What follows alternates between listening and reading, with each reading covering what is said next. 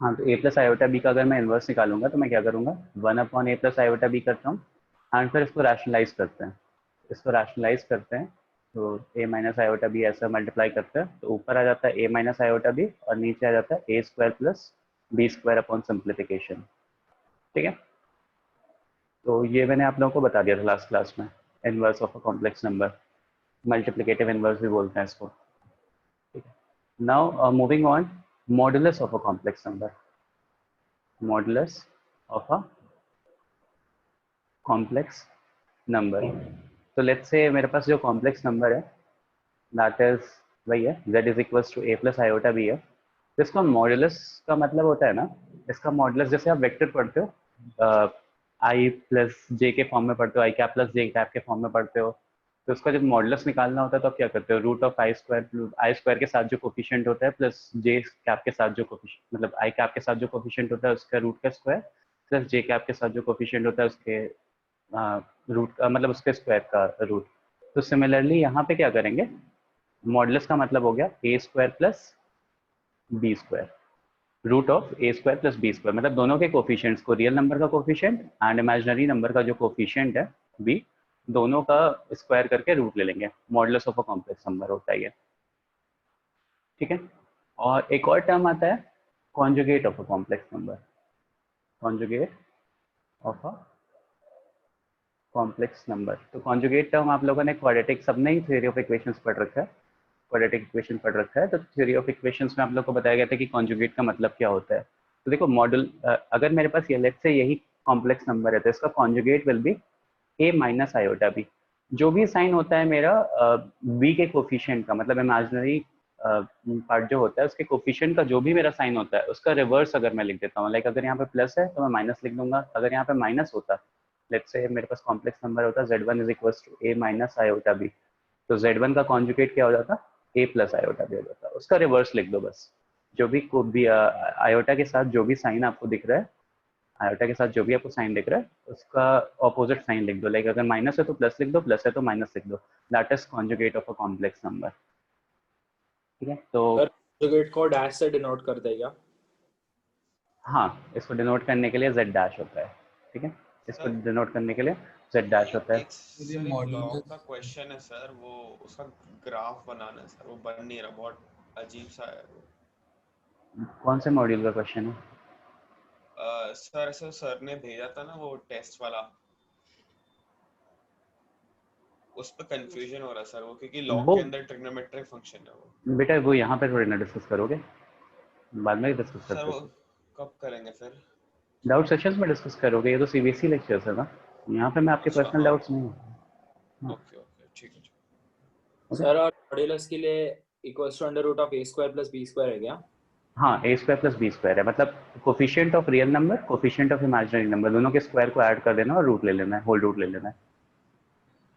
ठीक है, आप तो ध्यान से अगर यहाँ पे देखो जो मल्टीप्लिकेटिव इनवर्स वाली चीज लिखी हुई है, तो ये अगर मेरे पास let's say complex number A plus iota B था, इसका मल्टीप्लिकेटिव इनवर्स मैंने निकाला तो ये आया, या inverse of a complex number निकाला तो ये आया, तो इसको मैं ऐसा भी लिख सकता हूँ, z bar upon mod of z का होल स्क्वायर, जेड बार क्या हो गया, कॉन्जुगेट हो गया, तो ए प्लस आयोटा बी का conjugate will be z bar, conjugate a minus iota b हो गया उसका, तो z bar a minus iota b को रिप्रेजेंट करने के लिए, और मॉड ऑफ जेड की वैल्यू क्या थी, root of A square plus B square, उसका स्क्वायर कर दें क्योंकि ए स्क्वायर प्लस बी स्क्वायर लिखा हुआ है, दिख रहा है। तो मल्टीप्लिकेटिव इनवर्स का एक फॉर्मूला भी होता है, और वो फॉर्मूला चाहो तो ऐसा याद कर सकते हो कि जेड बार क्या हो जाएगा कि जो भी आपको कॉम्प्लेक्स नंबर निकालने को दिया था, मतलब जिसका भी आपको मल्टीप्लिकेटिव इनवर्स निकालने को दिया था उसका जेड बार लो, उसका कॉन्जुगेट न्यूमरेटर में लिख दो और डिनोमिनेटर में mod of Z Z square लिख दो, that's it. Mod of Z square का मतलब है कि मॉड ऑफ जेड की जो वैल्यू है root of A square plus B square, उसका स्क्वायर किया है।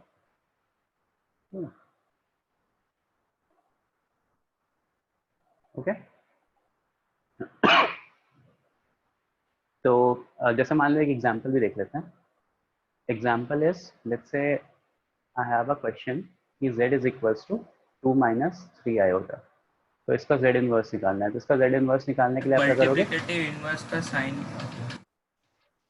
क्या मल्टीप्लिकेटिव इनवर्स का साइन साइन क्या होता है? मतलब उसको डिनोट कैसे करते हैं? ऐसा हाँ। डिनोट करते हैं z inverse z to the power -1,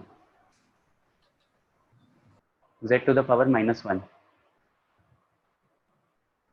ठीक है, तो अब यहाँ से देखो z कॉन्जुगेट क्या हो जाएगा, 2 + 3 आयोटा और अपॉन में z स्क्वायर, तो 2 का स्क्वायर प्लस 3 का स्क्वायर कितना हो जाएगा, 9 + 13, 9 + 4 13। तो ये मेरा इनवर्स आ गया। चाहे आप ऐसा निकाल लो, चाहे हम जैसे ओरिजिनली कर रहे थे ना कि 1 - 1/2 - 3 निकालते थे और उसके बाद फिर क्या करते थे, इसको रैशनलाइज करते थे, 2 + 3 आयोटा अपॉन 2 + 3 आयोटा।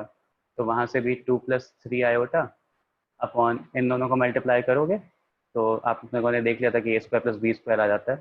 तो देखना, सिंप्लीफाई करना, तो यहाँ से वापस से 13 आ जाएगा। तो चाहे ऐसे निकालो चाहे ऐसे निकालो फॉर्मूले से, results will be same. Okay, sir वो हाँ, z के ऊपर जो डैश डाला उसको मतलब साइन चेंज करना होता z के ऊपर डैश डाला, हाँ, ये इसमें इसको कॉन्जुगेट बोलते हैं। देखो, है दिस वो is known as, as a हाँ, सिंपल। Okay okay. इसको कॉन्जुगेट बोलते हैं। ठीक है, जेड बार जैसे आप उसमें भी यूज करते थे, टर्मिनेटिंग नॉन टर्मिनेटिंग फंक्शंस को रिप्रेजेंट करने के लिए भी आप बार यूज करते थे ना, तो बस वो वही बार है, जेड के ऊपर एक बार खींचा हुआ है। ठीक है, तो इसका मतलब हो जाता है कि conjugate of a complex number, उस कॉम्प्लेक्स नंबर का कॉन्जुगेट आपने लिया है। कॉन्जुगेट में हम क्या करते हैं, आयोटा का साइन जो होता है उसको हाँ सर समझ। चेंज कर देते हैं। ठीक है, तो दिस इज प्रीवियस स्लाइड, वैसे मैं ये शेयर करूंगा।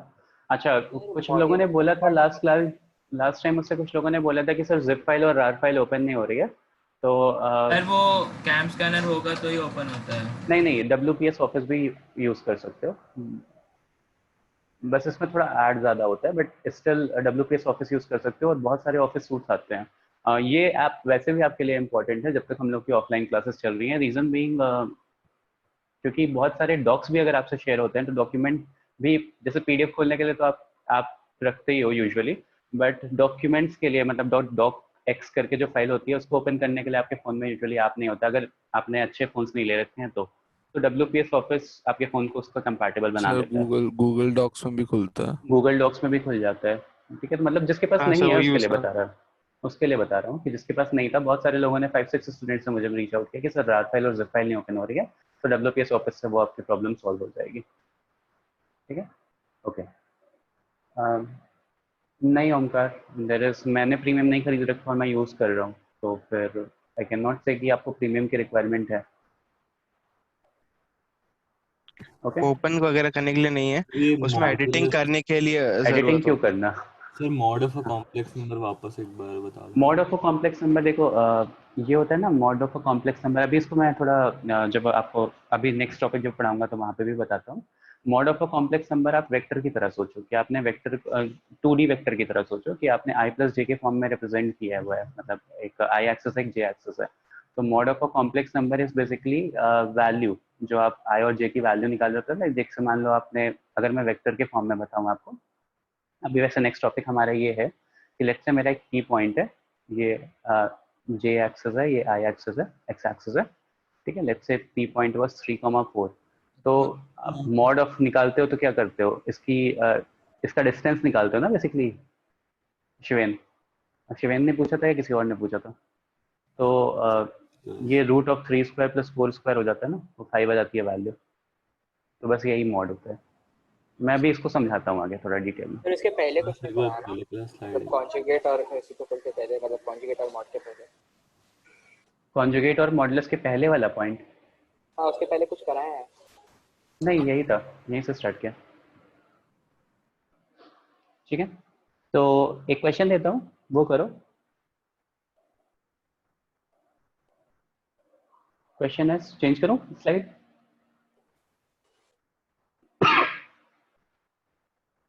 क्वेश्चन है कि find the conjugate of 5 + √2 iota upon 1 - √2 iota. Let's say एक कॉम्प्लेक्स नंबर ये दिया हुआ है, तो आपको z बार फाइंड करना है। Find the conjugate of 5 + √2 iota upon 1 - √2 iota.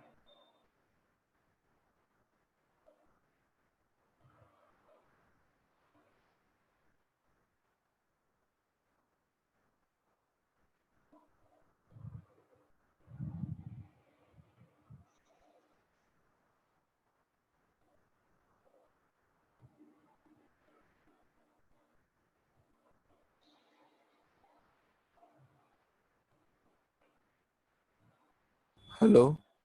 हाँ हेलो, आंसर्स टाइप करना।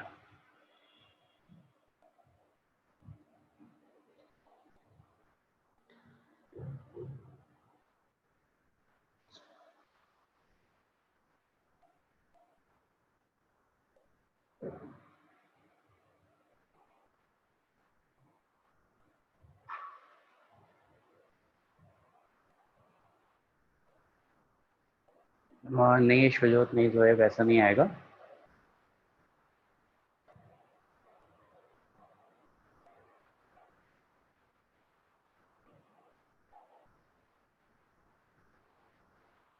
करेक्ट आंसर है क्या तुम? जोहेब एंड वो विश्वजीत सही है। मतलब एक सेकेंड विश्वजीत, मतलब विश्वजीत आपने शायद थोड़ा कैलकुलेशन मिस्टेक, नहीं खयाती आपने शायद थोड़ा कैलकुलेशन मिस्टेक किया, चेक करना। रजत सही है। सत्यम, जितने लोग ये कर रहे हो ना कि बस इसी वाले z गिवन z में आप साइन चेंज कर दे रहे हो, तो बेटा ऐसे सोचो कि इसको a प्लस आयोटा बी के फॉर्म में या a प्लस आयोटा बी के फॉर्म में लिखना भी मैंने बताया था आपको। उसके बाद फिर आप इसका साइन चेंज करोगे, कॉन्जुगेट निकालोगे। पहले इसको एक single a plus iota b के फॉर्म में लाओ। पार्थ गलत है बेटा। ओम आपका आंसर गलत आया हुआ है। चैतल सही है।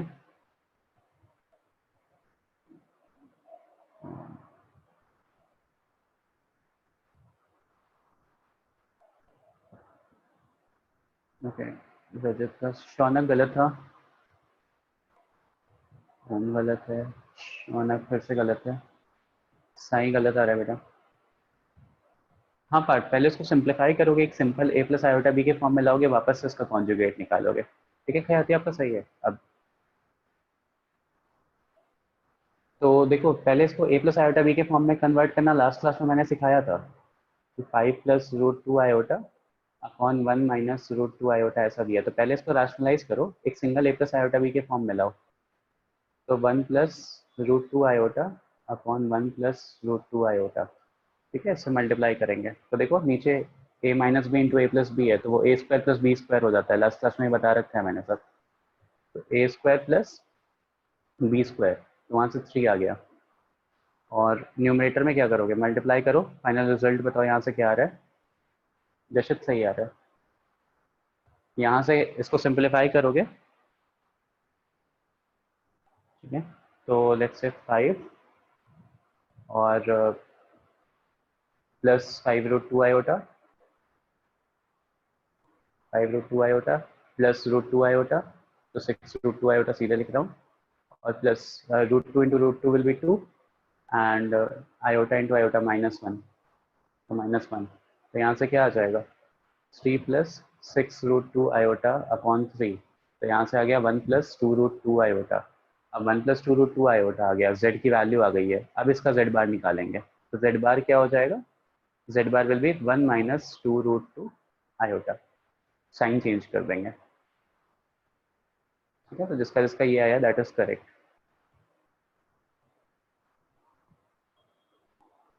ठीक है ना, अभी सबको समझ में आ गया कैसे करना है। पहले तो हम इसको a प्लस आयोटा बी के फॉर्म में लाएंगे, लाइक एक सिंपल से उसके फॉर्म में लाएंगे, फिर हम कॉन्जुगेट निकालेंगे। कॉन्जुगेट का ऐसा मतलब नहीं होगा कि कितने भी आयोटा दिए हुए तो आप सबका साइन चेंज कर रहे हो। पहले आप एक सिंगल टर्म में ले आओगे एंड फिर आप साइन चेंज करोगे। ओके, लेट्स से वहीं पे यहीं पे मैंने बोल दिया होता कि फाइंड z इनवर्स, तब क्या करते हैं, z इनवर्स की वैल्यू बताओ अभी। अगर z ये गिवन है तो z इनवर्स की वैल्यू बताओ। वाला टर्म तो आपने रैशनलाइज किया। सॉरी, आपने रैशनलाइज किया वही होगा ना। रैशनलाइज करना नहीं होता, z बार क्या होता है, sir 1 one upon plus one z होता अपॉन है टू ना। प्लस टू रूट आयोटा रहेगा। 1 माइनस, एक तो देखो क्या होगा, 1 minus 2 root two iota, z bar की वैल्यू लिख ली upon sir this mod of whole by z 3। Sir 5 upon 5 आ जाएगा। 5 नहीं आएगा, 4 रूट टू रूट 8, 8 प्लस 1 9 आएगा ना, 9 आएगा। 9 आएगा। ठीक है, तो ये आंसर हो जाएगा z इनवर्स का।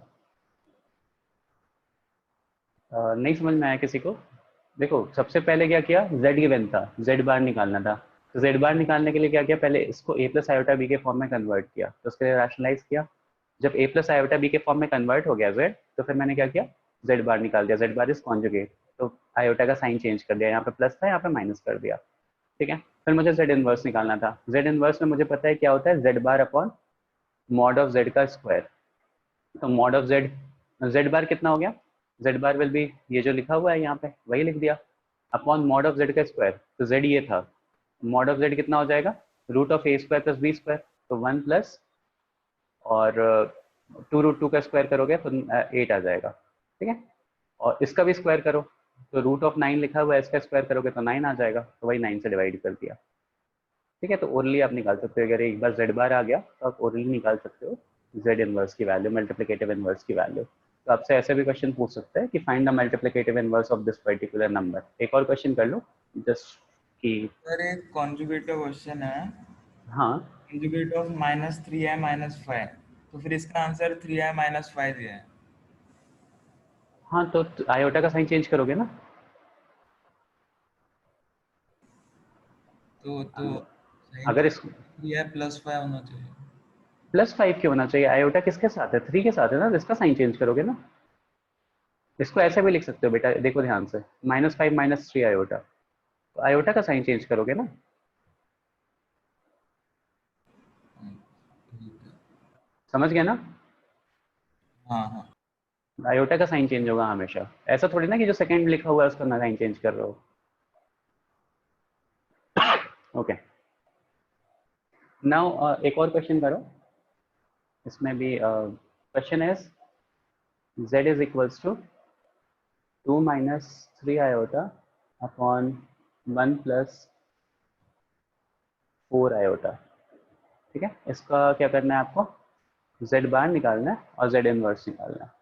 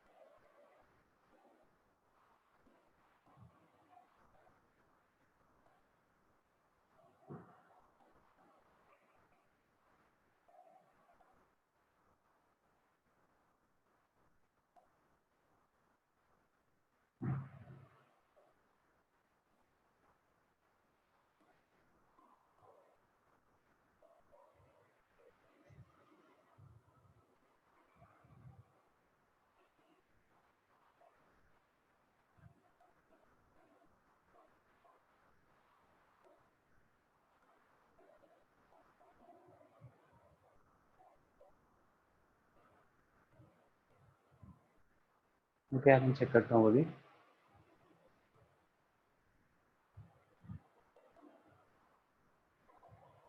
सर एक minute, last page. Last page, हाँ अभिजीत सही आ रहा होगा, 2-3 आंसर सही आ चुके हैं, सही है हाँ चैतन। ओके। हाँ टर्न सही है, जेड बार सबका आ रहा है, जेड इनवर्स में निकाल लो।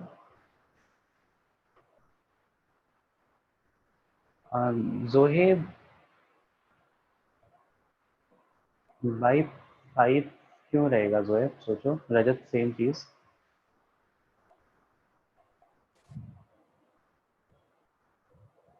रजत और जोहेब, जोहेब ये चीज मल्टीप्लाई करो, a - iota b and a + iota b, इसको मल्टीप्लाई करो, देखो क्या आता है, a स्क्वायर, बोला क्या अभी? a square plus b square आता है ना यहाँ से सिंप्लीफाई होने के बाद,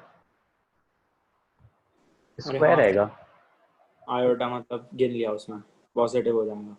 पॉजिटिव नहीं, वो तो ठीक है, 5 भी नहीं आएगा, 17 आएगा। 17 आएगा।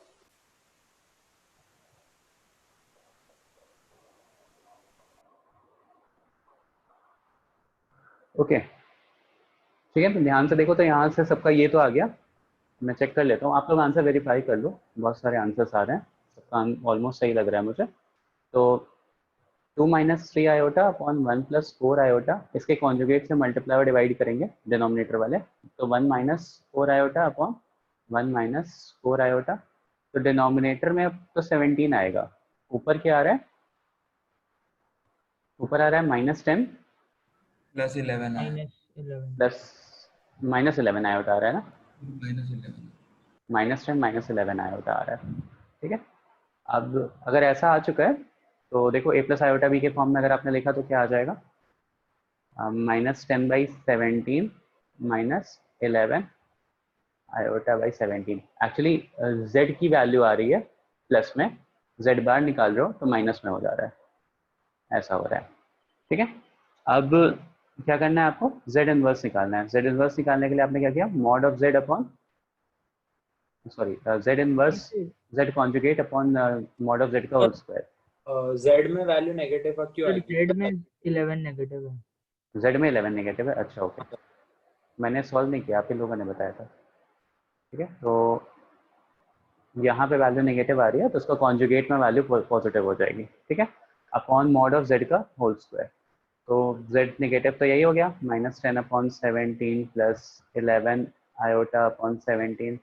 मॉड ऑफ z का होल स्क्वायर कितना आ रहा है, इसकी मॉड लो तो 10/17 का होल स्क्वायर प्लस 11/17 का होल स्क्वायर, वो कितना आ रहा है सर 221/289। 221/289 आ रहा है, 221/289 आ रहा है। तो ये वापस से ऊपर ले जाओगे तो 17 से कैंसिल आउट हो जाएगा। ठीक है, तो इसको सिंप्लीफाई करोगे, मैं सिंप्लीफाई कर रहा हूँ, तो -10 plus 11 iota upon 17 multiply by 289 upon 221 ऐसा रहेगा। ठीक है, तो 289 से कैंसिल आउट हो जाएगा, 17 मल्टीप्लिकेशन में आ गया, तो यहाँ से कितना आ गया, -170 अपॉन 221 प्लस 17 11 सा 187 आयोटा अपॉन 221। ये फाइनल रिजल्ट आ गया मेरे पास। ठीक है, चैकल 189 नहीं आएगा, 187 आएगा, देख लेना बेटा। फिर वो ठीक है सर, डिवाइड हो रहा है, और डिवाइड हो रहा है, सिंप्लीफाई कर लेना, कोई प्रॉब्लम नहीं है। 17/221 अच्छा 17 और 13, अच्छा 17 के मल्टीपल में आ रहा है ये, तो 51 आ रहा है ना, हाँ ठीक है। तो 10/13 आ रहा है ये चीज़, और ये आ रही है तुम्हारी 11/13, तो सिंप्लीफाई भी कर सकते हो। तो यहाँ से -10/13 और प्लस 11/13 आयोटा। और ठीक है, कैलकुलेशन इंपॉर्टेंट नहीं थी, कॉन्सेप्ट समझना इंपॉर्टेंट था। सबको समझ में आ गया ना कि एक टर्म में कन्वर्ट करके फिर कॉन्जुगेट निकालना होता है, इनवर्स कैसे निकालते हैं, directly formula based. Okay, now very important concept, इसके लिए थोड़ा सा वेक्टर्स समझ में आना चाहिए। तो आई होप सबको वेक्टर्स स्टार्ट हो चुका है सबका, सर एटलीस्ट। सबका खत्म हो गया। नहीं नहीं, तुम्हारे बैच का खत्म हो गया, दूसरे बैचेस का, जून वाले बैच में। ठीक है, तो कोई ऐसा स्टूडेंट नहीं है ना जिसने कंप्लीट नहीं किया है लेक्चर? ठीक है Devansh, thank you. Okay, next देखो क्या होता है ना कि रिप्रेजेंटेशन होता है। जैसे कोऑर्डिनेट एक्सिस पे आपने पढ़ा हुआ था कि एक्स एक्सिस होती है, मेरे पास वाई एक्सिस होती है, जो आप रियल एक्सिस से डील करते हो।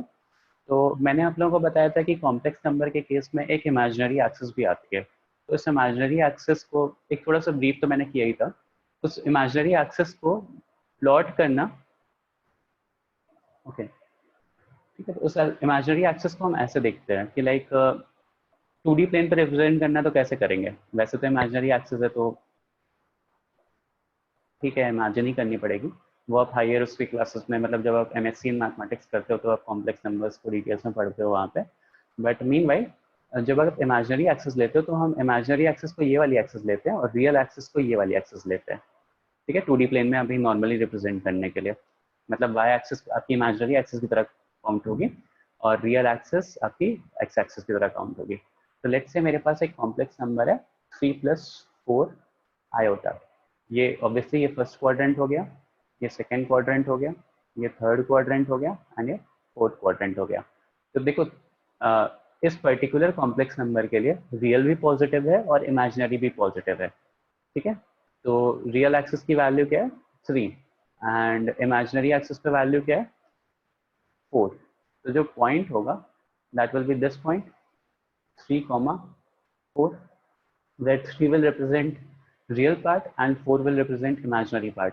ऐसे ही तो करते हो ना नॉर्मल x + 3x + 4y को कैसे रिप्रेजेंट करते हो, लाइक कोऑर्डिनेट अगर मेरे पास ऐसा दिया हुआ है कि 3,4 है, तो एक्स एक्सिस पे ऐसे रिप्रेजेंट करते हो ना कि 3 पॉइंट है, वाई एक्सिस पे ऐसे रिप्रेजेंट करते हो कि 4, वाई एक्सिस पे 4 है। तो बस नॉर्मल कोऑर्डिनेट सिस्टम की तरह ही सोचो।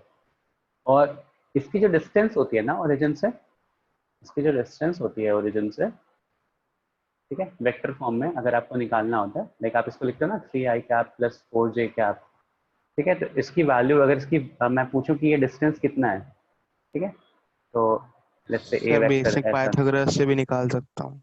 बेसिक वही करना ही है बेसिकली, ठीक है। तो अब वहाँ से कैसे निकालते हो, मॉड ऑफ ए क्या होता है 3² प्लस 4²। बस सिमिलर वे में कॉम्प्लेक्स नंबर में मॉड ऑफ जेड होता है, वो क्या होता है 3² प्लस 4²। तो इसकी वैल्यू 5 आ जाएगी, mod of z is equals to 5। तो ये रिप्रेजेंट करने का तरीका होता है। तो रिप्रेजेंटेशन देखो कैसे होता है कि पॉइंट मैंने मार्क कर लिया, अगर मैंने कोऑर्डिनेट एक्सिस पे कोई भी पॉइंट प्लॉट कर दिया तो आप उसको एक कॉम्प्लेक्स नंबर के फॉर्म में लिख सकते हो, जैसे आपको वेक्टर के फॉर्म में लिख सकते थे, सिमिलरली आप एक कॉम्प्लेक्स नंबर के फॉर्म में लिख सकते हो, और मॉड ऑफ जेड की वैल्यू भी आपको पता होती है, ठीक है। तो ये रिप्रेजेंटेशन का वे हो गया। अगर मैंने बोला कि z is equals to 2 minus 3 iota, तो 2 माइनस 3 आयोटा कौन सा क्वाड्रेंट में जाएगा? Sir second quadrant. Sir fourth quadrant. Fourth. नहीं, फोर्थ। हाँ, फोर्थ क्वाड्रेंट में जाएगा, सबको समझ में आ रहा है, क्योंकि रियल पार्ट पॉजिटिव है और इमेजिनरी पार्ट नेगेटिव है, तो फोर्थ क्वाड्रेंट में जाएगा। तो 2 माइनस 3 आयोटा को आप ऐसे पॉइंट एक्सिस पे बनाओगे तो यहाँ पे आएगा 2 और 3, तो this will B let's say P dash point 2, -3, ठीक है। इसका मॉडुलस आप निकाल सकते हो। तो इसको रिप्रेजेंट करने का, या इसका इन जनरल कोऑर्डिनेट एक्सिस पे रिप्रेजेंटेशन इस फॉर्म में होता है। तो मॉड ऑफ जेड का थोड़ा एक बेटर पिक्चराइजेशन आया होगा कि वो क्या होता है, वो मैग्नीट्यूड होता है बेसिकली उस मॉड का, मतलब उस कॉम्प्लेक्स नंबर का, ठीक है। आप देखो, किसी को कोई प्रॉब्लम अभी तक नहीं ना, ठीक है। तो अब यहाँ पे एक चीज आती है मेरे पास कि पोलर रिप्रेजेंटेशन बोलते हैं, ठीक है। पोलर रिप्रेजेंटेशन क्या होता है बेसिकली, अभी शुरू करूंगा तो कंप्लीट सर नहीं हो एक पाएगा। डाउट है। हाँ बताओ। सर अगर हम कॉम्प्लेक्स इमेजिनरी पार्ट को रियल नंबर लाइन पे प्लॉट कर रहे हैं तो वो सही रहेगा क्या, मतलब बेसिस क्या है उसका? बेसिस एक्चुअली अभी जो आगे पढ़ाने जा रहा हूँ ना उस पर डिपेंड करता है, ये चीज़ इसलिए समझा रहा था मैं। ऐसा है ना कि इमेजिनरी को तो हम प्लॉट नहीं कर सकते, तो फिर हम लोग हाँ, तो मतलब मैं समझ रहा हूँ इमेजिनरी को नहीं प्लॉट कर सकते हो, लेकिन आपके लेवल पे क्या होता है ना कि वेक्टर्स आपको पढ़ा दिया जाता है, तो वेक्टर्स के थ्रू आपको समझाया जाता है कि ठीक है कॉम्प्लेक्स नंबर को इस तरह से प्लॉट कर सकते हो। मतलब ऑब्वियसली आप 2D प्लेन पे कैसे प्लॉट करोगे कोई चीज़ को। अब मैंने जैसे आपने वो बोला था, आपने वो पढ़ा होगा हाइट एंड डिस्टेंस पढ़ा था, तो हाइट एंड डिस्टेंस में आपने पढ़ा था कि एक टावर था और वो एक पर्टिकुलर क्वेश्चन था ना 3D इमेजिनेशन वाला, तो ऑब्वियसली उसको 2D प्लेन पे रिप्रेजेंट करने में बहुत प्रॉब्लम हो रही थी, तो हमने 3 डिफरेंट ट्राइंगल्स बना करके उसको समझाया था। तो ठीक है, ऐसा आपके लेवल पे क्या करते हैं ना कि हम एक एक्सिस पे इमेजिनरी बना देते हैं, एक एक्सिस को रियल बना देते हैं, और फिर हम उसी पे प्लॉट करके आपको एक इमेजिनेशन देते हैं कि हाँ इमेजिनरी एक्सिस और रियल एक्सिस के बीच में ऐसा रिलेशन बनता है। सर अगर हम इमेजिनरी नंबर्स को वो एक्सिस पे आई मान के भी प्लॉट कर रहे हैं तो हम उनमें कंपैरिजन कर रहे हैं ना, तो उनको तो कंपेयर नहीं कर सकते आपस में। सॉरी क्या कह रहे हो, समझा नहीं। मतलब अगर मैंने 2i 3i के नीचे रहेगा ना, तो मैंने उनको एक सॉर्ट में कंपेयर कर दिया ना, तो इमेजिनरी नंबर्स तो कंपेयर नहीं हो सकता ना आपस में। नहीं मतलब जैसे हम मान के चलते हैं कि जो चीज़ें रियल नंबर्स के लिए पॉसिबल है वो सारी चीज़ें इमेजिनरी नंबर्स के लिए पॉसिबल है। मतलब जैसे रियल नंबर्स में 1 छोटा होता है 2 से, 2 छोटा होता है 3 से, ऐसा जैसे कंपैरिजन पॉसिबल होता है, सेम उसी सिचुएशन सेम उसी केसेस के लिए इमेजिनरी में भी पॉसिबल है।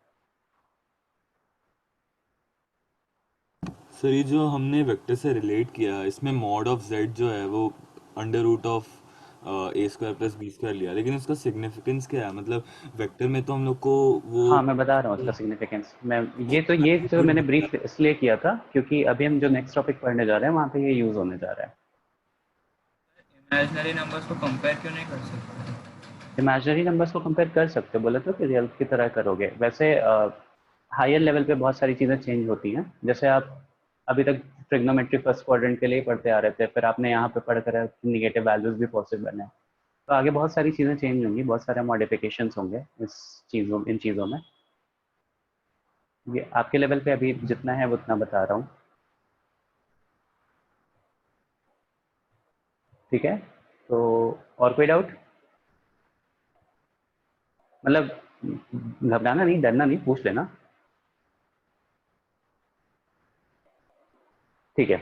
अब देखो क्या होता है, अब आता है पोलर रिप्रेजेंटेशन। कॉम्प्लेक्स नंबर का समझ में आ गया ना, कि किसी भी पॉइंट को रिप्रेजेंट कर सकते हैं और उसका जो मैग्नीट्यूड होता है उसको हम मॉड से रिप्रेजेंट करते हैं, ठीक है। अब देखो यहाँ पे एक और कॉन्सेप्ट आता है, इसके लिए थोड़ी सी ट्रिक आनी चाहिए, पोलर रिप्रेजेंटेशन। ये बहुत सारे उसमें आएगा, लाइक कोनिक सेक्शन भी आप पढ़ोगे तो ये टॉपिक चलेगा आपका, पोलर रिप्रेजेंटेशन। तो पोलर रिप्रेजेंटेशन क्या होता है, ये सिंस आप पहली बार पढ़ रहे हो, तो polar representation is in terms of trigonometric functions, basically cos theta and sin theta. तो अगर आप लोगों ने वेक्टर पढ़ रखा है, अगेन मैं थोड़ा सा वेक्टर का यूज कर रहा हूँ, एंड अगेन मैं एक पॉइंट ले रहा हूँ कि 3,4 ले रहा हूँ, ये मेरी इमेजिनरी एक्सिस है और ये मेरी रियल एक्सिस है, ठीक है। तो आपको पता है कि ये जो let's say this angle was theta, let's say this angle was theta, ठीक है, और ये मैग्नीट्यूड मॉड ऑफ z था। तो आपको पता है कि अगर मैं x रियल एक्सिस पे इसके डिस्टेंस निकालूं तो दिस विल बी, क्या होगा, वेक्टर सॉल्व करना आता है ना। लेट्स से मैंने इसको r से रिप्रेजेंट, लेट्स से मैंने इसको r से रिप्रेजेंट किया है, और x का r cos theta r cos theta आ जाएगा, and this will be r sin theta. r sin theta, ठीक है। तो बेसिकली मैं ऐसा भी बोल सकता हूँ कि P3,4 is P r cos theta, r sin theta. वो कोई भी पॉइंट को डिनोट कर सकता होगा जहाँ पे r उसका मैग्नीट्यूड ऑफ z होगा, where r is magnitude of z। Let's say अगर मैंने इसकी जगह 5,4 कर दिया होता तो r की वैल्यू अपने आप ऑटोमेटिकली चेंज हो जाती, बट ये सारी चीज़ें तो वही रहती, r sin थीटा और r cos थीटा ही रहता। लेट्स से मैंने ऐसा ही कुछ बना दिया जहाँ पे this whole angle was theta, ठीक है, तो this whole angle was theta. तो अभी क्या होगा, देखो, तो ये वाला डिस्टेंस तो r sin थीटा ही रहेगा, ये वाला डिस्टेंस क्या हो जाएगा, minus r cos theta, minus r cos theta, minus r cos theta हो जाएगा, ठीक है। बेसिकली आप r cos थीटा ही निकालोगे, थीटा की वैल्यू रखोगे, माइनस डाल देंगे, माइनस डाल दोगे, ठीक है। तो माइनस r cos थीटा हो गया। तो इस तरह से आप किसी भी, एक second sir, how are imaginary number line even possible, Vishwajeet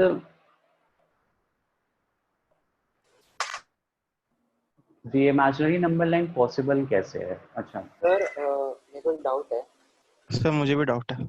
हाँ बताओ, मैं एक एक करके पूछ रहा हूँ। सर एक्चुअली ये अगर हम थीटा ले रहे हैं तो cos थीटा तो ऑलरेडी नेगेटिव होगा, तो r cos थीटा डायरेक्टली लिखेंगे ना हम। बेसिकली cos थीटा की वैल्यू इस पर्टिकुलर क्वाड्रेंट में नेगेटिव होगी, लेकिन अगर cos थीटा को नेगेटिव लोगे तो वो तो वैल्यू पॉजिटिव हो जाएगी ना। थीटा को अगर नेगेटिव लोगे तो अगर नहीं सर, थीटा अगर मान लीजिए 120 है, हाँ वो ऑलरेडी, cos थीटा तो अपने आप नेगेटिव हो जाएगा। तो हाँ वो तो ठीक है, वो ठीक है, वो ठीक है, मतलब that is okay, r cos theta ही आता है, वो थीटा अपने आप नेगेटिव हो जाएगा। वो तब होगा सर अगर हम लोग क्लॉकवाइज एंगल मेजर करें, आपने इधर एंटी हाँ नहीं ठीक है, ठीक है, ठीक है, वो और बताओ। नहीं सर, वही डाउट था मेरा भी। वही डाउट था। हाँ विश्वजीत, देखो एक्चुअली होता क्या है कि रियल एक्सिस इज, अभी तक जो हमें पता है वो 3 डायमेंशंस हैं, x axis, y axis, z axis. तो imaginary axis is all together a different axis. तो हमने सारे मतलब एक लाइन पे रियल एक्सिस, रियल नंबर्स, क्योंकि हम सारे रियल नंबर्स को काउंटर करने के बाद अगर मैं एक कॉम्प्लेक्स नंबर की बात करता हूँ तो a प्लस आयोटा b आता है। इसमें 2 ही पार्ट आ रहा है, एक रियल पार्ट आ रहा है और सेकेंडली एक इमेजिनरी पार्ट आ रहा है।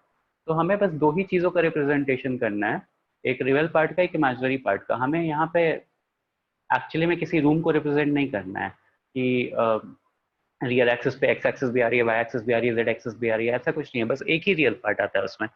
तो उस रियल पार्ट को हमने एक एक्सिस पे डिनोट कर दिया और एक इमेजिनरी पार्ट आ रहा था उसको एक एक्सिस पे डिनोट कर दिया। दैट इज बाय प्लॉटिंग इस तरह से की।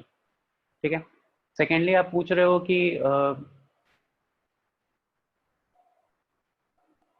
रियल नंबर के बीच में एंगल कैसे? रियल नंबर के बीच में एंगल ऐसे कि बिकॉज ये तो वेक्टर से समझ में आना चाहिए अभी ना, कि अगर एक रियल एक्सिस और एक इमेजिनरी एक्सिस है और चीज़ों को प्लॉट किया है तो उनके बीच में एंगल्स तो आएंगे ही।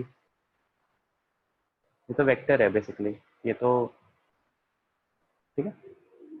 तो अब देखो पोलर रिप्रेजेंटेशन में क्या होता है, हम r cos थीटा लेते हैं और r sin थीटा लेते हैं। तो r cos थीटा में हमें माइनस और प्लस करने की जरूरत नहीं होती है। यही पॉइंट मुझे यहाँ पे बताना था कि अपने आप ही जो भी आप क्वाड्रेंट में जाते हो ना वो चीज़ें अपने आप एडजस्ट हो जाती हैं। लाइक सेकंड क्वाड्रेंट में जाओगे तो cos थीटा अपने आप नेगेटिव आ जाएगा, sin थीटा पॉजिटिव आ जाएगा।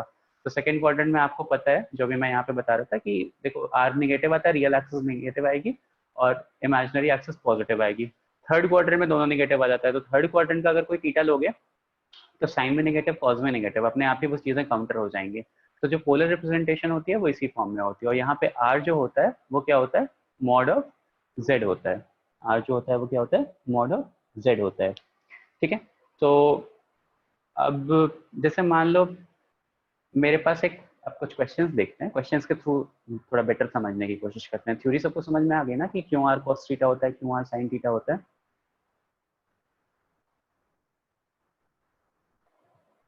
ओके कोई रिस्पॉन्स नहीं आता तो मैं उसको पॉजिटिवली लेता हूँ, क्योंकि यूजुअली भी तुम लोग कोई रिस्पॉन्स नहीं करते हो। सर ऐसा मत बोलो। नहीं सर, मतलब समझ आया तो फिर नहीं बोला। हाँ वही मतलब कि कोई रिस्पॉन्स नहीं आता तो इसलिए मैं पॉजिटिवली ले लेता हूँ कि हाँ ठीक है समझ ही गए होगे, कोई डाउट होगा तो पूछोगे। ठीक है। जैसे मान लो मेरे पास 1 प्लस आयोटा रूट 3 ऐसा गिवन है। ठीक है। और मेरे पास क्वेश्चन आया कि express this in polar form, express first quadrant आएगा वैसे तो। इन पोलर फॉर्म। हाँ फर्स्ट क्वाड्रेंट में आएगा, लेकिन देखो अभी एक और चीज़ इंपॉर्टेंट है, वो भी समझाता हूँ क्वेश्चन सॉल्व करने के लिए। तो देखो आपको पता है कि 1 is equals to r cos theta हो जाएगा, जो मैंने अभी बताया कि यहाँ पे अगर 5,4 आ रहा है तो कॉम्प्लेक्स नंबर क्या हो गया, z प्लस 5 प्लस 4 आयोटा हो गया। और 5 को आप क्या लिख सकते हो, r cos थीटा लिख सकते हो। तो 1 को मैंने r cos थीटा लिखा और रूट 3 को मैं क्या लिखूंगा, r sin थीटा लिखूंगा, r sin थीटा लिखूंगा। तो मेरे पास जो पोलर फॉर्म हो जाएगा वो क्या हो जाएगा, r cos theta plus iota r sin theta. This is my polar form. ठीक है। अब इसको यहाँ से r cos थीटा की वैल्यू निकाल करके यहाँ पे सब्स्टिट्यूट करेंगे।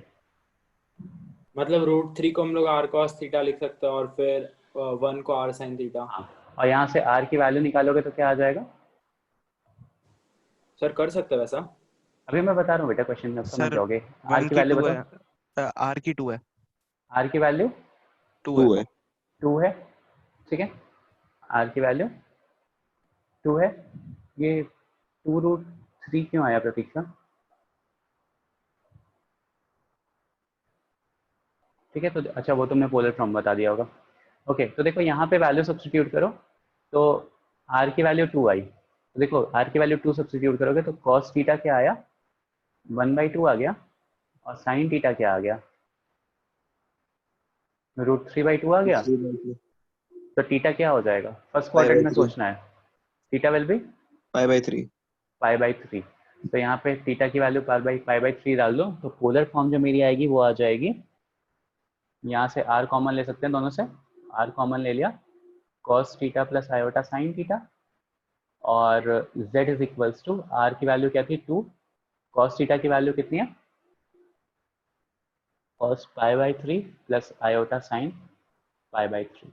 ये मेरा पोलर फॉर्म हो गया, ये मेरा पोलर फॉर्म हो गया। फिर से ध्यान से देखना, अगर मेरे पास एक कोई कॉम्प्लेक्स नंबर रिटर्न है, उसको मुझे बोला है कि पोलर फॉर्म में रिप्रेजेंट करो, तो किसी भी चीज़ का पोलर फॉर्म मतलब कॉम्प्लेक्स नंबर का पोलर फॉर्म इस तरह से रिप्रेजेंट कर सकता हूँ। इसको मैंने लास्ट पेज पे समझाया है कि r क्या होता है, मॉड ऑफ z होता है, cos theta r cos theta ये x वैल्यू रियल एक्सिस वाले नंबर को रियल नंबर को डिनोट करता है, r sin theta imaginary number को डिनोट करता है। ठीक है। तो अगर मेरे पास कोई भी चीज़ ऐसे लिखी हुई है z is equals to a plus iota b, तो आपको अभी मैंने बताया कि रियल एक्सिस को, रियल नंबर को r cos थीटा डिनोट करता है और इमेजिनरी को r sin थीटा डिनोट करता है। तो इसका इस कॉम्प्लेक्स नंबर का पोलर फॉर्म ये हो गया, ये जनरल फॉर्म है, ठीक है, जनरल इक्वेशन है।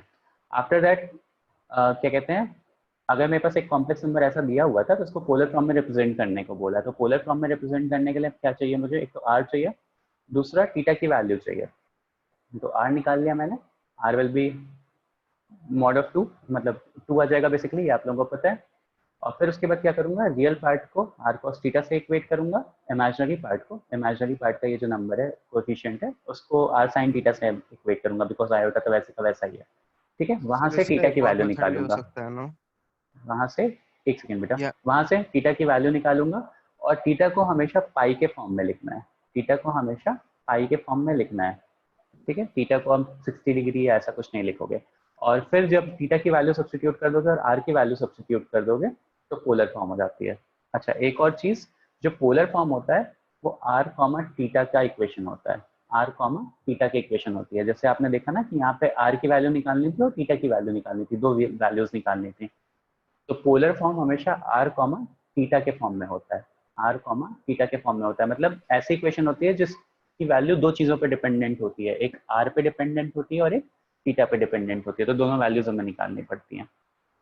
हाँ, आप पूछो आप सर क्वेश्चन। एक डाउट था हाँ सर सर, अगर एंगल्स मैच नहीं किया तो हाँ, नहीं, मतलब अब देखो, अब एक और चीज, एक और कॉन्सेप्ट, ठीक है। ये जो थीटा होता है ना, यहाँ पे दोनों जगह अगर ध्यान से देखोगे तो थीटा सेम है, थीटा दोनों के लिए सेम है, ठीक है। यहाँ पे भी अगर आप ध्यान से देखोगे तो थीटा एक ही थीटा आएगा, ऐसा नहीं है कि यहाँ के लिए अलग थीटा आएगा, यहाँ के लिए अलग थीटा आएगा, बिकॉज पोलर रिप्रेजेंटेशन जब आप करते हो तो एक ही थीटा आता है, लाइक एक ही थीटा आ रहा है, वो आर कॉस थीटा और आर साइन थीटा दोनों की वैल्यू एडजस्ट करेगा, तो थीटा की वैल्यू आपको ऐसे निकालनी पड़ेगी जो दोनों को एडजस्ट कर सके।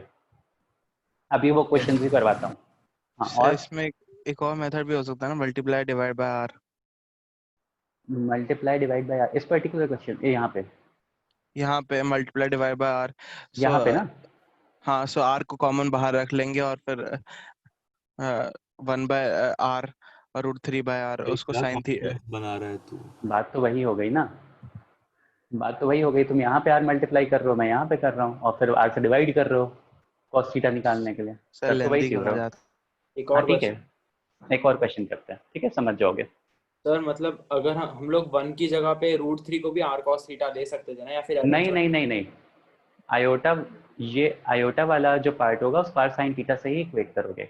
ओके इसका सर। रीजन है, 2D प्लेन में देखो ना, इमेजिन इसको देखो वेक्टर्स के थ्रू, ये वाई एक्सिस की डिस्टेंस कितनी आ जाएगी, आर साइन थीटा आएगा ये, ठीक है। इमेजिनरी वाले पार्ट को हमेशा आर साइन थीटा से इक्वेट करोगे, रियल पार्ट को आर कॉस थीटा से इक्वेट करोगे। ओके, नेक्स्ट क्वेश्चन इज कि मान लो मेरे पास एक क्वेश्चन दिया हुआ है, -16 सर उसका ऑन, फाइनल आंसर वही था। हाँ इसका फाइनल आंसर यही था बेटा, ये वाला। सर आप कुछ तो अलग बोल रहे थे ना पहले कुछ। आर और थीटा के फॉर्म में लिखना है पोलर फॉर्म, तो आर की वैल्यू भी सब्स्टिट्यूट कर दी, थीटा की वैल्यू भी सब्स्टिट्यूट कर दी, आंसर आ गया, ओके सर। ठीक है। अच्छा सर, तो हम लोग को इसी फॉर्म में लिखना है सब? हाँ, इसी फॉर्म में लिखना है, लाइक पोलर फॉर्म जो होती है उसकी जनरल इक्वेशन ये होती है, यहाँ पे आप आर की वैल्यू और थीटा की वैल्यू सब्स्टिट्यूट करोगे आपका आंसर आ जाएगा। ये एकदम नॉर्मल फॉर्म है, इसको जनरल फॉर्म बोलते हैं, इसको पोलर फॉर्म बोलते हैं, ठीक है। This is general form, this is polar form. Okay sir. -16 question note down करो, सॉल्व करो, अपने आप समझ जाओगे अभी ये वाला पॉइंट। 1 + i√3, ठीक है, ये मेरे पास कॉम्प्लेक्स नंबर दिया है, express this in polar form, polar form में एक्सप्रेस करो।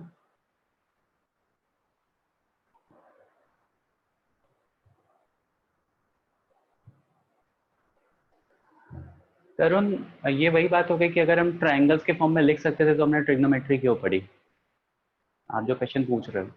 लाइक डिफरेंट फॉर्म हम इसलिए पढ़ते हैं, डिफरेंट चीज़ें हम इस तरह करते हैं क्योंकि कुछ क्वेश्चंस इस तरह से सिंपल हो जाते हैं, कुछ क्वेश्चंस इस तरह से सिंपल हो जाते हैं। अभी बहुत सारे क्वेश्चंस, अभी आप आईआईटी में ये चीज़ें देखोगे कि पोलर फॉर्म में अगर आप लिखते हो ना तो क्वेश्चंस को सॉल्व करना, बहुत सारे क्वेश्चंस, मतलब ज़्यादा क्वेश्चंस पोलर फॉर्म से ज़्यादा सिंपली सॉल्व हो जाते हैं, बिकॉज ट्रिग्नोमेट्रिक प्रॉपर्टीज़ वहाँ पे यूज हो जाती हैं, जो आप नॉर्मल अलजेब्रा के फॉर्म में नहीं देख पाते हो वो ट्रिग्नोमेट्रिक फॉर्म में आपको दिख जाती हैं। तो क्योंकि ट्रिग्नोमेट्री आपने इतनी अच्छी पढ़ रखी है तो बहुत सारे क्वेश्चंस उससे पोलर फॉर्म से सिंपल हो जाते हैं। वो खैर आईआईटी के लेवल पे हो जाता है, यहाँ पे तो बस आपको ऐसा आएगा कि express this into polar form, तो आपको ये लिखना होगा इस तरह से। मतलब एनसीईआरटी में तो सिंपल क्वेश्चंस होंगे।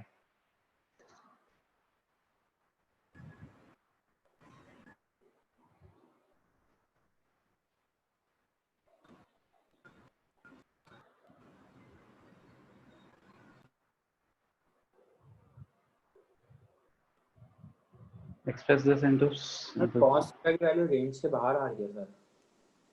नहीं बेटा सही सही आएगी, एक बार आप ट्राई करो फिर से। सर किया मतलब 2 आ रही है cos थीटा की वैल्यू, r तो 2 आया, तो इक्वल होने के लिए cos थीटा 2 होना चाहिए, वो तो आर आपका क्या आया? 2। आर आपका 2 आया? नहीं R2 नहीं आ रहा बेटा, फिर से सिंपलीफाई करो। 4√2 है यार। R2 नहीं आ रहा, R तो मेरा 8 आ रहा है। हाँ सर 8 ही आ रहा है। फिर से सिंपलीफाई करो। सर 4√2 है ना? नहीं R एग्जैक्ट 8 आ रहा है। तो R8 आ रहा है। हाँ R एग्जैक्ट 8 आ रहा है। प्रतीक्षा फिर अगेन उसको पाई के टर्म्स में लिखना बेटा, ठीक है? बाकी तो आंसर सही है, कोई प्रॉब्लम नहीं है। नहीं प्रतीक्षा आंसर गलत है। अभिजीत आपका भी आंसर गलत है। खयाती आपका, खयाती एक बार साइन चेक करना, मेरे ख्याल से माइनस नहीं आ रहा कॉस के साथ। सत्यम गलत है, और किसी ने एक सही आंसर दिया था वो मिस हो गया। हाँ वेदांत सही है। थीटा ये रहेगा, मतलब sin थीटा √3/2 और cos थीटा कुशल सही है। -1/2 है क्या? कुशल सही है। SP007 शिवेनी है ना शायद, सही है बेटा। हाँ क्या पूछ रहे थे बेटा? सर cos थीटा -1/2 और sin थीटा √3/2 है। cos थीटा -1/2 और sin थीटा √3/2 है, हाँ करेक्ट। हाँ जशित सही है।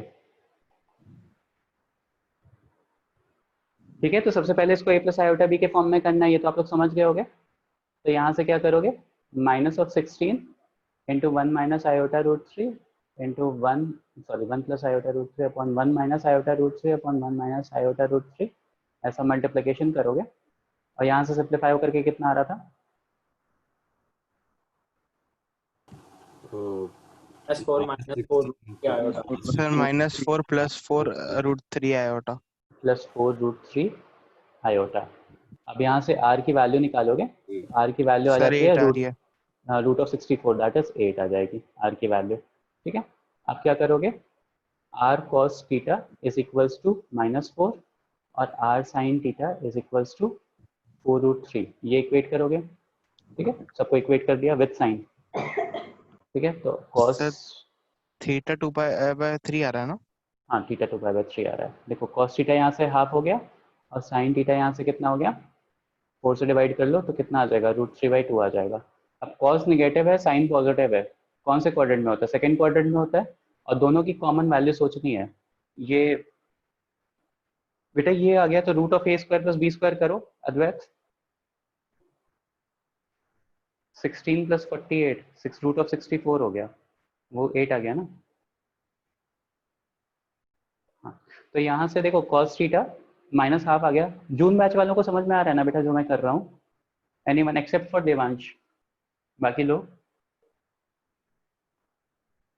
ठीक है, तो cos थीटा की वैल्यू -1/2 आ गई, sin थीटा की वैल्यू √3/2 आ गई। तो मुझे एक ऐसा पॉइंट सोचना है जहाँ पे cos थीटा की वैल्यू हाफ होती है सेकंड क्वाड्रेंट में, और sin थीटा √3/2 होता है। तो ये 2π/3 पे होता है, 2π/3 पे होता है। तो थीटा इज इक्वल्स टू 2π/3 आ गया, और थीटा इज इक्वल्स टू 2π/3 आ गया। तो फिर पोलर फॉर्म क्या हो गई, पोलर फॉर्म हो जाती है r cos theta + iota sin theta. उसको वापस से वैल्यू सब्स्टिट्यूट करो, तो 8 cos 2π/3 + आयोटा sin 2π/3। ठीक है, सर हम उसमें 4 कॉमन नहीं ले सकते थे? किसमें 4 कॉमन नहीं ले सकते थे? -4 + 4√3i में।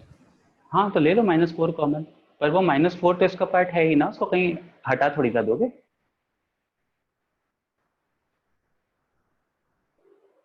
लाइक जैसे ऐसा थोड़ी ना कर रहे हो कि इस इक्वेशन को इक्वेट टू 0 कर रहे हो कि -4 से राइट हैंड साइड पे चला जाएगा तो 0 हो जाएगा।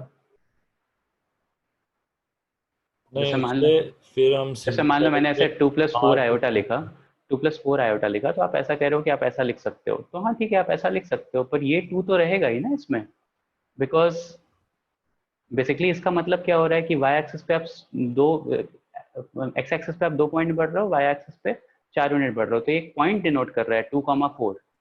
तो आप उसको 1,2 थोड़े ना कर दोगे बाद में 2 कॉमन लेकर के, पॉइंट तो वही रहेगा ना। तो सर हम ऐसा नहीं कर सकते कि 1+2i के लिए अलग से r और वो सब कैलकुलेट करके फिर नहीं नहीं, फाइनल ऐसा कुछ नहीं, एक साथ ही लो ना, एक साथ ही लो, बिकॉज आपको अल्टीमेटली निकालनी तो यही डिस्टेंस है ना।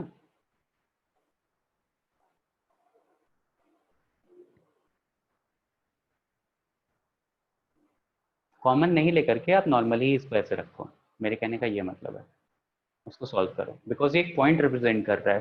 तो आप इसे वेक्टर फॉर्म में सोचो कि आप 3i+4j कर रहे हो, तो आप ऐसा थोड़ी ना कि 3 कॉमन ले लोगे और उसके बाद फिर लिख दोगे i+4/3j। ठीक है, कर सकते हो, लेकिन बेसिकली इसका एक सिग्निफिकेंस होता है कि आई एक्सिस को 3 यूनिट और जे एक्सिस को 4 यूनिट आपने रिप्रेजेंट किया हुआ।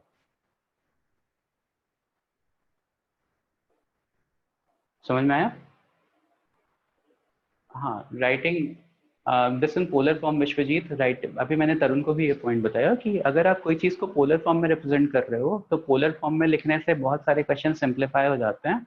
आप देखोगे बहुत सारे कॉम्प्लेक्स क्वेश्चन को पोलर फॉर्म में सॉल्व करना ज़्यादा ईजी होता है रादर दैन इन, अभी मैं आर डी शर्मा को होमवर्क दूंगा तो आप देखोगे, rather than in solving in this form, क्या कहते हैं, नॉर्मल फॉर्म, बहुत सारे क्वेश्चन सिंप्लीफाई हो जाते हैं। अच्छा, एक और पॉइंट, अगर कोई चीज़ मुझे सर ये पोलर अभी फॉर्म में दी, रिलेटेबल भी नहीं लग रहा है।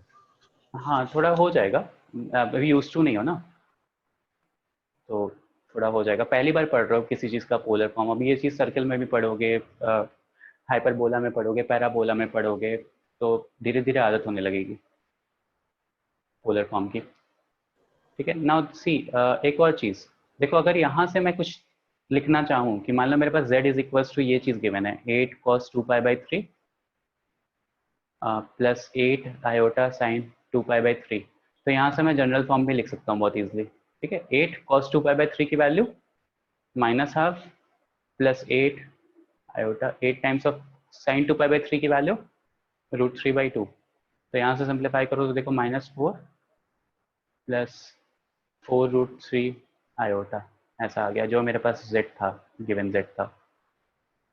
ठीक है, तो आप चाहो तो इधर से भी पोलर फॉर्म से भी आपको ये चीज़ निकालने को दे सकता है और इधर से भी आपको पोलर फॉर्म लिखने को दे सकता है। यूजुअली क्वेश्चन इसी फॉर्म में आते हैं कि जनरल इक्वेशन देके पोलर फॉर्म में लिखने को देता है।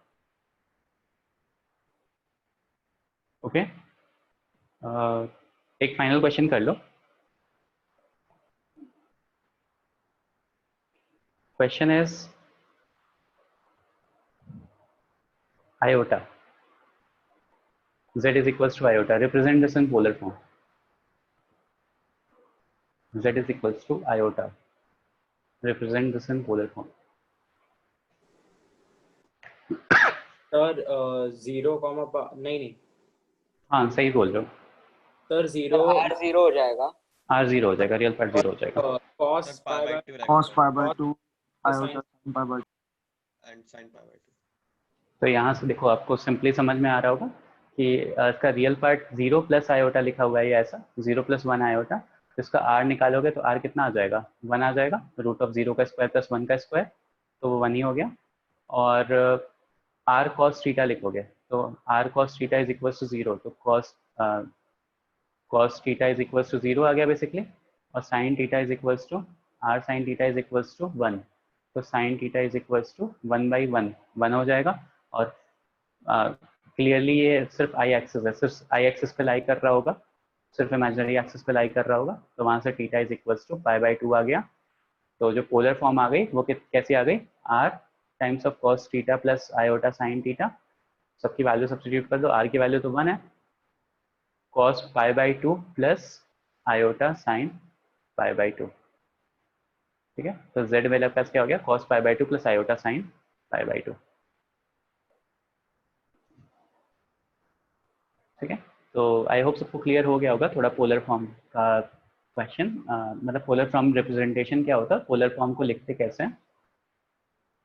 ठीक है, नेक्स्ट क्लास में मैं कुछ और इम्पोर्टेंट क्वेश्चंस करवाऊंगा, मीनवाइल आपका होमवर्क है। सर वो cos π/2 ड्रॉप नहीं कर सकते? नहीं बेटा, पोलर फॉर्म में कॉज और साइन दोनों लिखना पड़ेगा आपको। π/2 का मतलब है ना, सिग्निफिकेंस है कि cos π/2 की वैल्यू 0 हो रही है, तो उसको लिखोगे आप। ठीक है, इसमें पोलर फॉर्म में याद रखना कि r और थीटा दोनों चीज़ें बहुत इंपॉर्टेंट हैं। तो जनरल इक्वेशन ये होती है, इसमें r की वैल्यू और थीटा की वैल्यू सब्स्टिट्यूट करके छोड़ देना। ठीक है, अच्छा, what will happen if r is equal to 0? तो बस y एक्सिस पे लाई करेगा ना। अगर थोड़ा सोच लो, अगर r 0 हो गया तो क्या होगा? ओरिजिन पे होगा। ओरिजिन पे होगा। मतलब it just represents a point. हाँ, it just represents a point that is origin. ठीक है? ओके अच्छा, आप लोगों ने सिंस ये चीज़ क्वाड्रेटिक इक्वेशन में पढ़ रखी है तो एक बार मैं एक और चीज़ बता रहा हूँ कि जैसे मान लो मुझे निकालना है एक इक्वेशन को सॉल्व करना है x² + 2 = 0। इस इक्वेशन को सॉल्व करने के लिए आप क्या लिखोगे? x² = -2 या x = ±√(-2). ठीक है, that is equals to ±√2 iota. √(-1 × 2) लिख सकते हो, ±√2 आयोटा। समझ में आया ये? x² + 1 = 0 से मैंने ये चीज़ ऑलरेडी समझाई हुई है कि x² = -1 आया था, x √(+−1 आयोटा आया था। यहीं से कॉम्प्लेक्स इक्वेशन शुरू हुआ था। ठीक है, तो इस तरह से भी रिप्रेजेंट कर सकते हो। तो एक छोटी सी एक्सरसाइज है क्वाड्रेटिक इक्वेशन की, जिसमें I can see that 10 question हैं सिंपल से, ऐसे सिंपल क्वाड्रेटिक इक्वेशन को सॉल्व करना है। उनके इमेजिनरी रूट्स आएंगे, उसको आयोटा के फॉर्म में लिखना है। तो बस वही फॉर्मूला आपको अप्लाई करना है, +√(d/2a). यहाँ पे डिस्क्रिमिनेंट नेगेटिव आएगा, बस उसको इस फॉर्म में लिख करके सॉल्व करके छोड़ देना है एक्स की वैल्यूज को। ठीक है, तो एक्सरसाइज 5.2, एक्सरसाइज 5.3 ये आपका होमवर्क है। ठीक है, वेंसडे बिफोर माई क्लास आपको मुझे भेज देना है। वेंसडे बिफोर माई क्लास मतलब सर क्या होमवर्क पर वापस एक्सरसाइज 5.2 एंड 5.3। सर 5.1 में थोड़े क्वेश्चन बचे हुए थे, मतलब हाँ, तो वो भी सॉल्व कर लो, 3-4 क्वेश्चंस बचे हुए थे, वो सॉल्व कर लेना। ठीक है, तो 5.2 में बहुत ज़्यादा क्वेश्चन नहीं है, 6 क्वेश्चंस हैं, 7 थे टोटल, उसमें से एक मैंने करवा दिया क्लास में। तो 6 क्वेश्चंस हैं, 5.3 में 10 क्वेश्चंस हैं। ये सिंपल वाले इस टाइप वाले क्वेश्चंस हैं, ये वाले। ठीक है, तो बेसिकली 5.3 से कोई क्वेश्चन आता भी नहीं है, तो 5.3 रैंडमली कर लेना 5-7 क्वेश्चन। 5.2 इंपॉर्टेंट एक्सरसाइज है, 5.2 पोलर फॉर्म रिप्रेजेंटेशन है, उसको ध्यान से करना। ठीक है, कुछ कॉन्सेप्ट्स बचे हुए हैं कॉम्प्लेक्स नंबर के जो आपके एनसीईआरटी लेवल के होते हैं, जो एनसीईआरटी में नहीं दिए होते हैं लेकिन फिर भी पूछे जाते हैं क्वेश्चंस आपके 11th के पेपर में। तो जैसे root of a complex number और square root of a complex number और इन सब तरह की चीज़ें, तो वो नेक्स्ट क्लास में मैं वेंसडे को पढ़ाऊंगा। Okay, thank you sir. Thank you sir. Bye. जिसको प्रसन्ना कॉल कर लेना मुझे। हाँ, I will be sharing the notes. ठीक है, thank you everyone. Bye sir. Thank you sir. Thank you. Bye sir.